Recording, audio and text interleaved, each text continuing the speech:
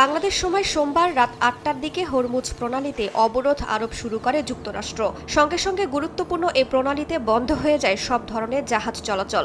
জাহাজ ট্র্যাকিং ওয়েবসাইটে হরমুজ প্রণালীর দুই পাশে শত শত জাহাজ পারাপারের অপেক্ষায় থাকতে দেখা যায়। তবে যুক্তরাষ্ট্রের অবরোধের তোয়াক্কা না করে হরমুজ প্রণালী পার হয় চীনের জাহাজ।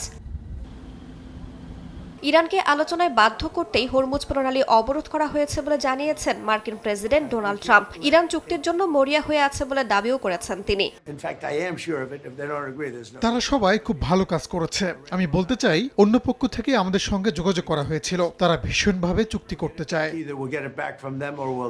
হরমুজ প্রণালী অবরুদ্ধে যুক্তরাষ্ট্রের সঙ্গে ন্যাটো যোগ দেবে না বলে জানিয়েছে জোটটি। মিত্রদের এমন সিদ্ধান্তে জোটের সঙ্গে যুক্তরাষ্ট্রের সম্পর্ক আরও খারাপ হতে পারে বলে মনে করছেন বিশ্লেষকরা।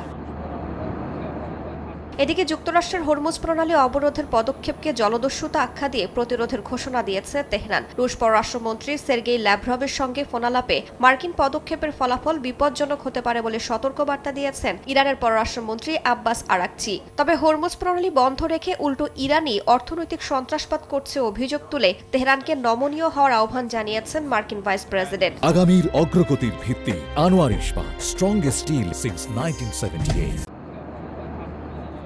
ইরান যুক্তরাষ্ট্র কথার লড়াইয়ের মধ্যেই আবারও দুদেশের বৈঠকের বিষয়টি সামনে এসেছে। আগামী বৃহস্পতিবার দুপক্ষের আলোচনা হতে পারে বলে মার্কিন কর্মকর্তা এবং মধ্যস্থতাকারী একটি দেশের বরাতে জানিয়েছে বার্তা সংস্থা এপি। তবে বৈঠকের স্থান এখনো চূড়ান্ত না হলেও পাকিস্তান কিংবা সুইজারল্যান্ডে হওয়ার ইঙ্গিত দেওয়া হয়েছে।